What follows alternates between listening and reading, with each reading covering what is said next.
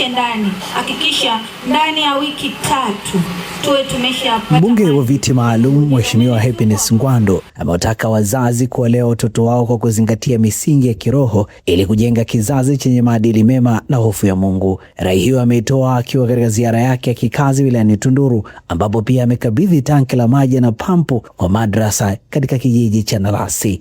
Akikabidhi tanki hilo lenye uwezo wa kuhifadhi lita 5,000 za maji pamoja na pampu vyenye thamani ya shilingi milioni 1.5, amesema msaada huo ni utekelezaji wa ahadi aliyotoa kwa viongozi wa dini katika eneo hilo mara baada ya kuletewa changamoto ya upatikanaji wa maji. Tunajenga watu wote, kwa hiyo akaniambia hata haya mengine tutakupa. Kwa hiyo mimi nitakuja hapa tena, tutaleta hivyo vitu. Nachotaka mniahidi wazazi ni kuleta watoto kwenye nyumba za Mungu. Tumeelewana? Kwa pamoja wamjue Mungu. Wanapoishi duniani kuna kula, watakulaje? Lazima watafute riziki wanavyokuwa. Kwa hiyo watengenezea kitu ambacho mimi kwa kweli Shemtima ulinibariki moja kwa moja. Niliambiwa kuna swala la tenki pamoja na pampo, milioni 1,200,000 kwa 300,000. Kwa hiyo mimi nimeleta tenki na nimeleta pampu. Kwanza niseme kwamba hii taasisi inatusaidia kuondoa mmomonyoko wa maadili, na hili ni kwa sababu ya jitihada kubwa alizozifanya Shemtima kuhakikisha vijana wetu waweze kuendelea kupata elimu ya dini ili kuweza kupunguza mmomonyoko wa maadili.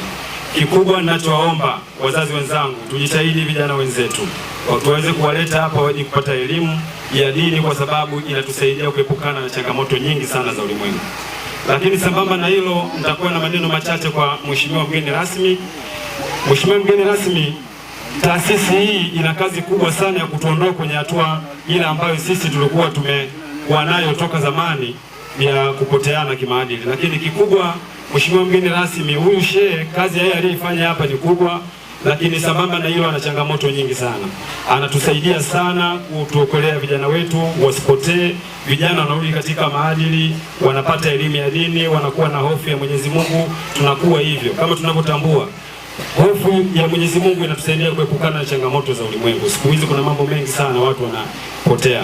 Kwa hiyo ninachokuomba kikubwa, tuzidi kumshika mkono huyu shehe kuijenga hii taasisi katika zile changamoto alizoweza kuziomba ili tuweze kusonga mbele. Kwa upande wao, viongozi wa madrasa na wananchi wa Nalasi wamemshukuru mbunge huyo kwa kutekeleza ahadi yake, wakisema upatikanaji wa tanki la maji na pampu utarahisisha huduma ya maji kwa waumini na shughuli za madrasa. Ziara ya Mheshimiwa Happiness Ngwando katika wilaya ya Tunduru inaendelea, ambapo tayari ameshatembelea vijiji vya Nameungo, Sisi kwa Sisi, Masonya na Nalasi, akizungumza na wananchi na kusikiliza changamoto zao. Mimi ni Shehani Mzaina, hii ni Toka Zamani TV.